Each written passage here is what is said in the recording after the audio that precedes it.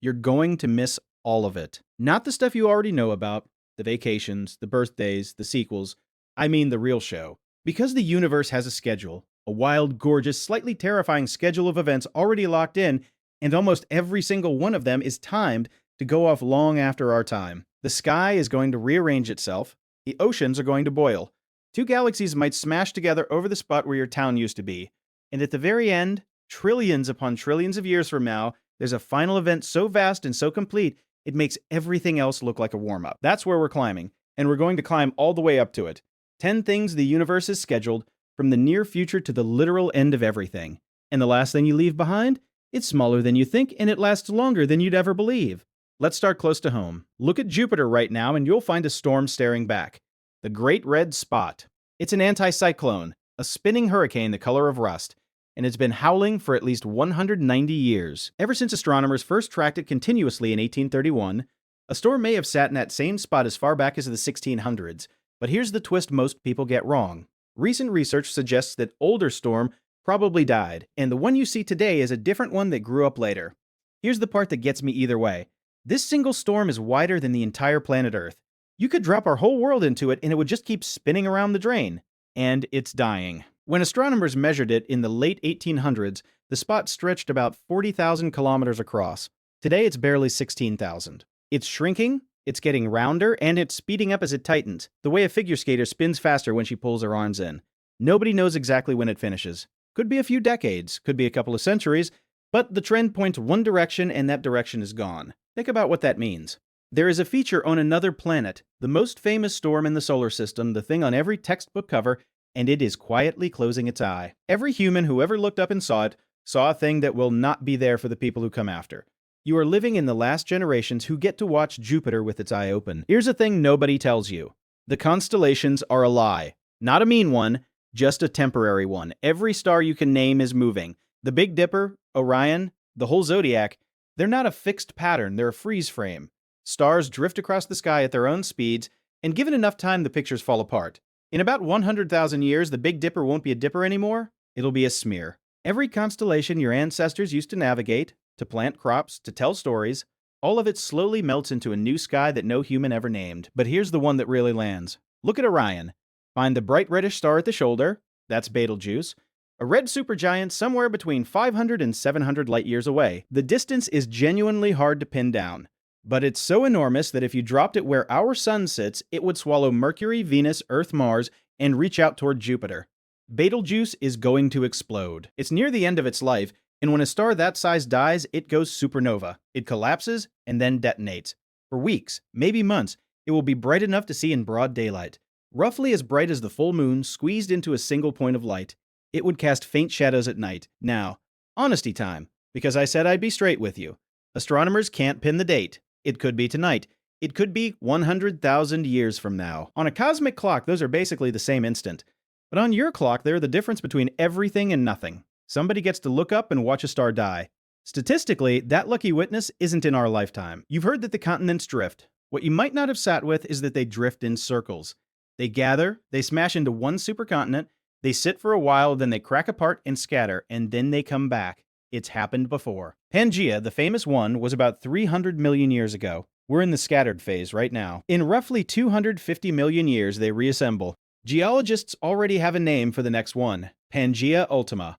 Australia grinds up into southern Asia, near China. The Americas swing back around and slam into Africa. Africa itself crushes up into Europe and Asia, closing the Mediterranean, throwing up a mountain range that would make the Himalayas look modest. And this is the one I can't get out of my head. There will be a moment, a quarter of a billion years out, when a single unbroken landmass sits on this planet, and you could walk from where New York used to be to where Beijing used to be without ever getting your feet wet. Every border, every coastline, every map you ever memorized, the planet just shuffles the deck and deals a new one. And that ocean you'd fly 6 hours to cross, the whole Atlantic, squeezed shut. Gone. The Earth doesn't care about your atlas. It's already got the next one drawn up. Have you ever seen a total solar eclipse? If you have, you saw something that is, cosmically speaking, a fluke, and a temporary one. Here's the trick behind it. The sun is about 400 times wider than the moon, but it's also about 400 times farther away. Those two numbers almost perfectly cancel out, which means from the ground, the moon and the sun look like the exact same size. So when the moon slides in front, It covers the sun's disk precisely, blotting out the blazing part and leaving only the ghostly corona bleeding around the edges. There is no scientific reason it should line up this cleanly. It just does. Right now.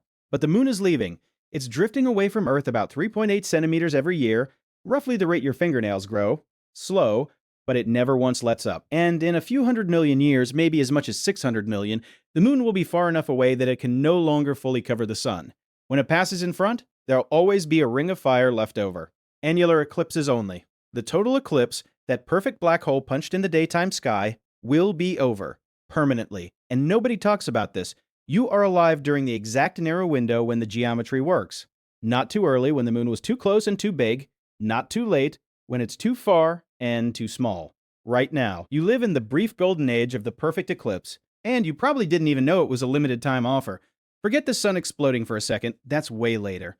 Long before the sun dies, it quietly ends life on Earth anyway. Our sun is slowly getting brighter.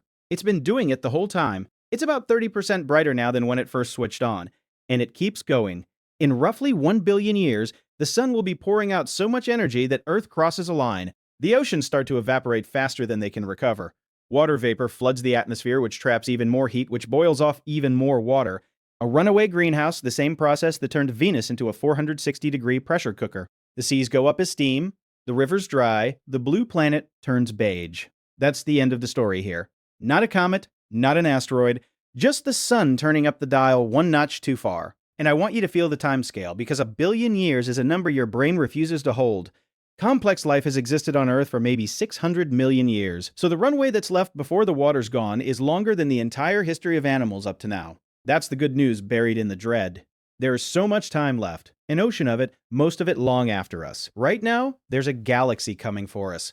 It's called Andromeda. It's about 2.5 million light years away, and it's falling toward the Milky Way at around 110 kilometers every second. You can actually see it with your naked eye on a dark night, a faint smudge, which means you're looking at your galaxy's possible future collision partner with your own two eyes.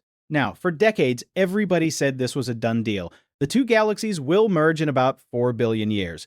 But here's a fresh twist, and it's a good example of science correcting itself in real time. A 2025 study using the Hubble and Gaia telescopes ran the numbers again, and found it's not certain at all. It's closer to a coin flip, about a 550 chance the two galaxies merge in the next 10 billion years, and only around 2% in the next 5 billion. If they do collide, it's more likely 7 or 8 billion years out. But say they do. Collide is a funny word here because space is mostly empty. Stars almost never actually smash into each other. The gaps between them are so vast that the two galaxies mostly pass through one another like two swarms of gnats. Gravity does the real damage. The beautiful spiral arms get ripped and flung into long streamers. Over hundreds of millions of years, the two tangle, fall back together, and merge into one giant blob-shaped galaxy. Astronomers have half-jokingly nicknamed it Milkomeda. Here's what wrecks me about this one. If any creature is standing on a planet then, looking up, it would see Andromeda not as a smudge but as a second galaxy filling half the sky. A slow, silent, city-sized car crash unfolding over a stretch of time so long that no single lifetime could ever perceive it moving. The most violent event imaginable. And it looks completely still. Okay, stop. Because the thing that has warmed every day of every life that ever happened on this planet is going to give out. In about 5 billion years, the sun runs out of hydrogen fuel in its core. And when a star like ours starts to die, it doesn't shrink, it swells. It balloons into a red giant hundreds of times its current size. It swallows Mercury, then Venus, then reaches out toward Earth and scorches whatever bone-dry husk of a planet is still hanging there. Whether it physically engulfs the Earth or just cooks it to a cinder from close range, that part astronomers still argue about, so I won't pretend it's settled. Either way, Earth is finished. Then the sun sheds its outer layers into a glowing shell of gas and collapses. What's left is a white dwarf. The dead core, about the size of Earth, but so dense a teaspoon of it would weigh several tons. And it just sits there cooling. For billions and billions of years. A dim ember where the sun used to be, but now I want to pull you back to something small. Because while all of this cosmic demolition is happening, the boiling, the colliding, the dying, there's one tiny thing of yours that's still out there, still moving. And it's the whole reason I made this video. Here's a fact that will follow you home tonight. Every radio broadcast, every TV signal, every transmission humanity has ever sent, the day it left the antenna, it started traveling outward at the speed of light. And it never stops. It doesn't dissolve. It just gets fainter and spreads wider, a growing bubble of human noise expanding through the galaxy in every direction. Right now, as you breathe, the first big broadcasts are already more than 100 light years out. Somewhere out there, faint as a held breath, is a wave front of us. Old news reports, songs, laughter, the sound of a species learning it wasn't alone in the dark. Now, be honest about it.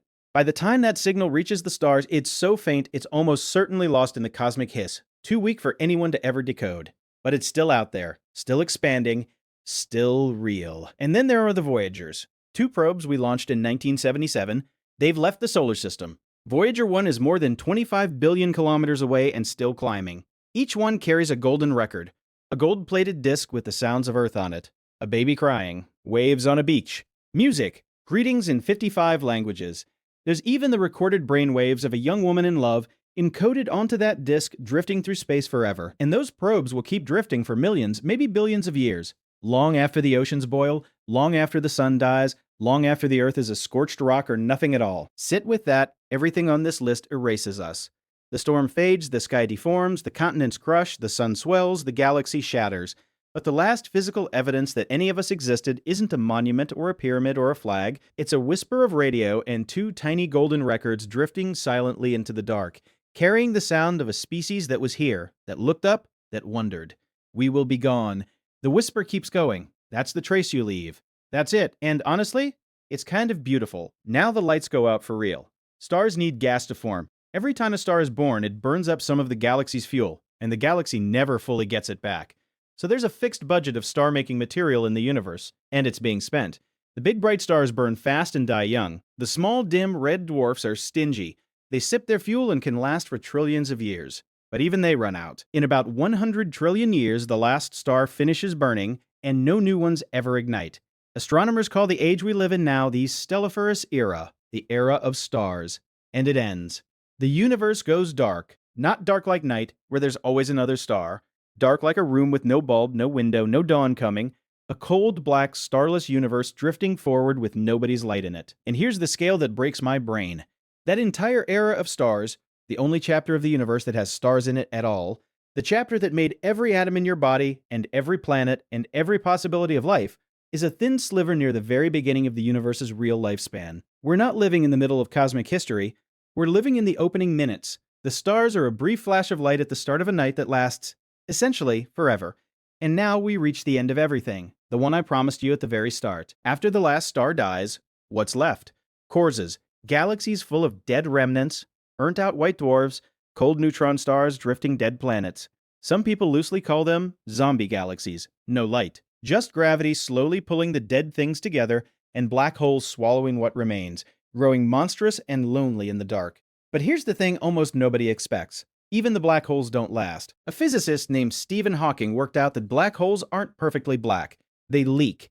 Incredibly slowly, they radiate away their mass as a faint drizzle of energy, Hawking radiation, until, after unimaginable spans of time, they evaporate completely, and I mean unimaginable. The biggest black holes take something like 10 to the 100th power years to fully disappear. That's a 1 with 100 zeros after it. There is no comparison I can give you for that number, because the whole age of the universe so far doesn't even register as a rounding error against it. And when the last black hole finishes evaporating, that's it. No stars, no galaxies, no black holes, no structure.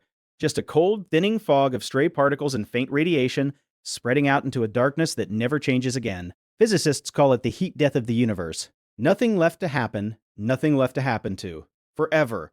And even that, even the end of everything, is something we get to understand sitting here, near the very beginning. That's the strange gift.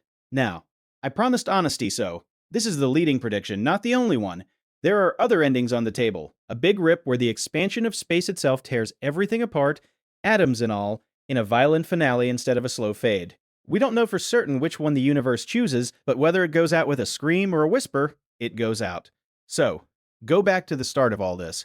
You, right now, alive, looking up, you'll miss the storm closing its eye on Jupiter. You'll miss Betelgeuse lighting up the daytime, the continents coming home, the last perfect eclipse, the two galaxies maybe folding into one. All of it arrives long after your great-great-grandchildren are gone. And the sun's last red morning, the final black hole winking out, you'll miss the end of everything too. But that's not the sad part. Here's the sad part and the beautiful part, and they're the same part. Out of that entire schedule, trillions upon trillions of years of universe, you got to exist during the tiny, ridiculous, once-only window when there are stars in the sky and an eye on Jupiter, and a moon exactly the right size to blot out the sun. You didn't just show up to the universe. You showed up to the good part, the only part with the lights on. And when you're gone, a faint bubble of your radio keeps expanding into the dark, and two little golden records keep drifting, carrying the sound of a species that was here. That's not nothing. That's the most anyone gets. Next time, I want to show you the opposite of all this. The things that happened before you were born, in the first 3 minutes of the universe, when everything that would ever exist was decided in less time than it takes to boil an egg. That one will mess you up? I'll see you there.